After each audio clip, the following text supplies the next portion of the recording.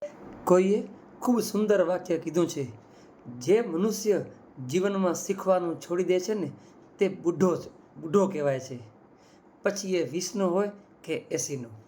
અને જે મનુષ્ય નિરંતર શીખતો રહે છે ને એ વૃદ્ધ હોય તો પણ જુવાન છે, પછી એ 20નો હોય કે 80નો.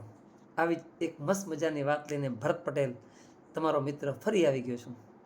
વાત છે એક સમયમાં તીરંદાજ, જે કે ને ધનુષ બાણાવડી, એક ભાઈ નવીવાન ખૂબ મોટો બાણાવાળી થઈ ગયો.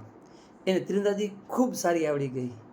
પોતાના ગામમાં ગમે એને ચેલેન્જ આપે કે આવો મારી સાથે કરો ચેમ્પિયન થવા માટે કરો, પ્રયાસ કરો, પણ કોઈને પાસ થવા દે નહીં રહ્યું. પોતે એવો મહારથ થઈ ગયો હતો તીરંદાજીમાં. ત્યારે ગામના લોકો એને ઘણીવાર કહે કે આપણા જ રાજ્યના એક ખૂબ મોટા સેનાપતિ, જે અત્યારે વૃદ્ધ થઈ ગયા છે, ઉંમર થઈ ગઈ છે અને પોતે સંન્યાસી જીવન જીવી રહ્યા છે અને પહાડોમાં છે, એ તો તારાથી પણ મોટા બાણાવાળી છે. એ કે ત્યાં નવીવાન માનતો નહીં. એ કે હશે હોય જ નહીં ને કોઈ, એમ વિચારતો રહ્યો. એને પોતાના ગામમાં ઘણાને હરાવ્યા. કોઈ એવો માણસ નહીં હોય કે એને હરાવ્યા નહીં હોય. કારણ કે જેને પોતે એક બાણ મારે ને પછી બીજું બાણ મારે ને તો એને વિધિને જ આગળ વધારી રહ્યો. એવો મહારથી હતો એ રહ્યો.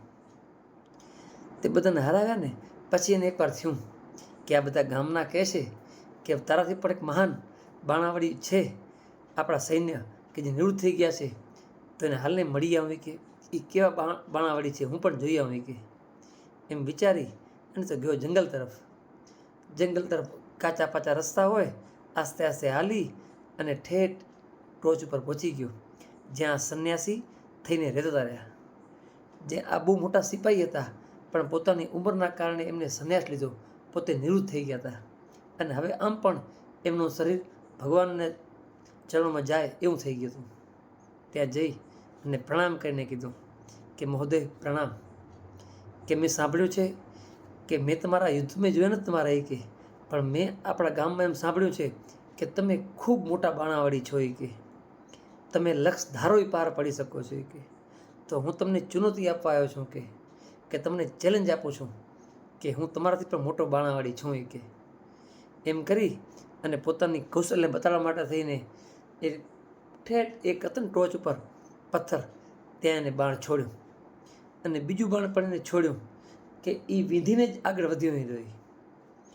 ત્યાં આ જે હતા ને જૂના સિપાહી, એને તાળી પાડીને કીધું કે વાહ, બહુ સારું કે બેટા. એ કે ખૂબ સરસ. એ કે થોડાક મન હસી અને કીધું કે કાંઈ વાંધો નહીં, હવે તને હું પણ ચેલેન્જ આપું છું. એ કે આપણે કાલે એ કે જાશું. એ કે તો આ તો પોતે ખૂબ આત્મવિશ્વાસમાં આવી ગયો, પોતાના એકદમ ફૂલી ગયો એ રહ્યો કે વાહ વાહ, મારાથી મોટો કોઈ બળવાન નથી, એમ મારાથી મોટો કોઈ બાણાવાળી નથી.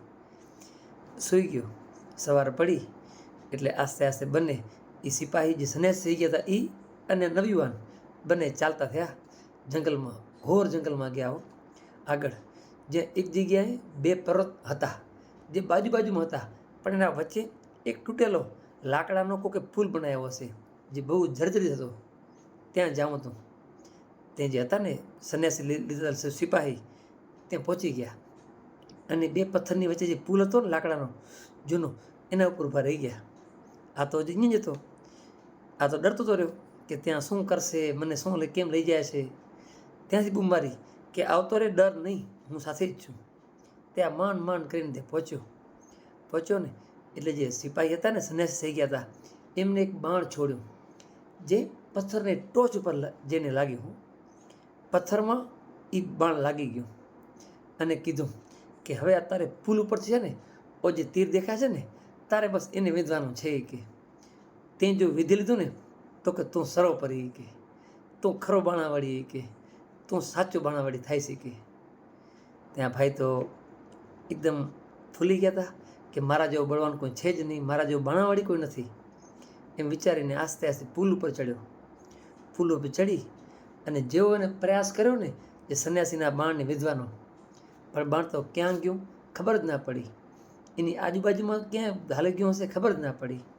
અને એને માફી માંગી એમની કે મને માફ કરજો, મારે તો જીવનમાં હજી ઘણું બધું શીખવાનું છે એ કે મને એમ કે મારા જેવો ધનુર્ધારી કોઈ પણ નહીં હોય કે પણ તમે તો ખરેખર મહાન છો એ કે જે બાર વાતો કરતા હતા ને એ પ્રમાણે ખરેખર તમે મહાન છો એ કે એમ કરી કોઈ વાંધો નહીં બેટા ચાલે કે પછી એમ કરતાં પુલ ઉપરથી બંને નીચે આવ્યા આસ્તે આસ્તે એક સેફ જગ્યા ઉપર આવ્યા અને કીધું કે બેટા તે ધનુષ છે ને તે ધનુષ અને તીર ઉપર તો તે છે ને પ્રભુત્વ 100% કર્યું છે એ કે પણ તારા મન ઉપર તે હજી કાબુ નથી કર્યો એ કે કારણ કે તારા ધનુષ અને તીર તારી કાબૂમાં છે પણ મન તારી કાબૂમાં નથી જ્યાં સુધી આ મન કાબૂમાં નહીં હોય ને ત્યાં સુધી તો લક્ષ્ય વિંધી નહીં શકે એ કે તો બસ તારે જીવનમાં એ શીખવાનું છે કે કોઈ એવા સ્થળેથી કે જ્યાં કરીને આપણું શરીરનો બેલેન્સ ન હોય છતાં પણ આપણે એ વિંધી શકીએ આપણે તો ખરો તો બાણાવળી કહેવાય કે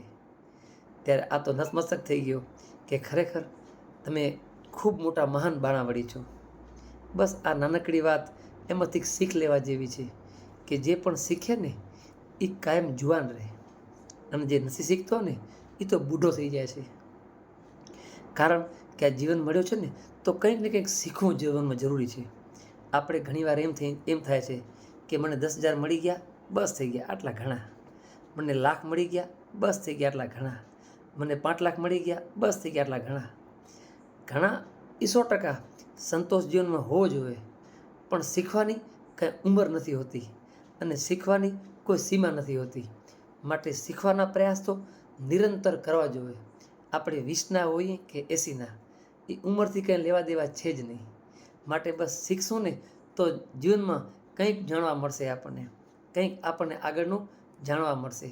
કારણ કે કોઈ વડીલ હોય, કોઈ આપણાથી ઉચ્ચ હોય, જે એ કક્ષાએ પહોંચી ગયા હોય એના કારણથી આપણે અનુભવ લઈએ ને તો પણ આપણા માટે ઘણો ફાયદારૂપ છે.